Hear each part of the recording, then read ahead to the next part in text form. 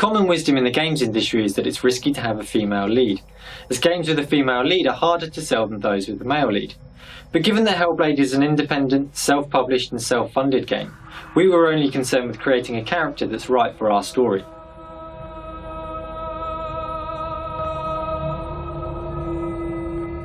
Several months ago I came across an article about a Celtic goddess that had just been discovered. They found a 1600-year-old shrine with various offerings inside, some of which read something like, "To the goddess Senua, we willingly fulfilled our vow." I loved the name Senua and I loved the mystery behind it. We would never know who she was, what her story was, but that's what sparked the idea. Inspired by the article, Tamim came up with a new concept for a Viking and Celtic themed game and started to write down his first notes. To create a character of intense realism, beauty, anger and history. A mystery that drives the action and story forward, revealing more and more seductive details as she descends deeper into a vision of hell. She is a challenging female form. Not sexy, not skimpy, not young, not skinny, yet stunning, compelling and believable. With this brief, Alex started working up some concepts. Some were too game-like, some were too fantastical. But eventually, he arrived at two illustrations, a full body shot and a portrait that really captured the essence of the character.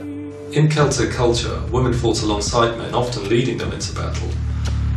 And in northern Britain, a collection of Celts called the Picts, also known as the Painted People, were considered fierce barbarians by the Romans, who built an 80-mile-long wall from coast to coast called Hadrian's Wall just to keep them at bay. Senua is a Pict, and as the Pictish are tough people, it was important that she reflected that. To realise Senua as a tough Celtic barbarian, we got Stu on board to join the team as art director. So I took the concept art and tried to break it down into real-world references and expand on some areas in terms of their detail. She had to be kind of lean, but also have very pronounced kind of muscles. We wanted her to look like a hardened warrior type, full of scars and battle wounds. From here, Claire took it and the brief was to do kind of a 3D concept quite quickly, just stuck it in ZBrush and sculpt something up that we can iterate on quickly and move around and really get a feel for the character. Stu started prototyping ideas on how to create organic materials in real time, such as fur, cloth and hair that can react to the wind and animation. These are all things that are very difficult to achieve in engine, but add greatly to the believability of the character. Both Craig and Stu also tried out a new face scanning method, using a member of the team. This was to create a more realistic looking character for the release of our Hellblade teaser trailer. I used a process called photogrammetry to record Melina. Essentially, we take a lot of photographs from different angles and then reconstruct them to create a 3D model and a texture map. So I scanned in her pores and her wrinkles in 3D, and this gave us a really nice interaction with the lighting and made her skin feel much more lifelike and natural. Scanning a real-world face and using it directly in the game can lead to the uncanny valley effect, where a face doesn't feel natural or believable in the context of the CG world. But it did give Stu an excellent base from which to sculpt Senua's unique face.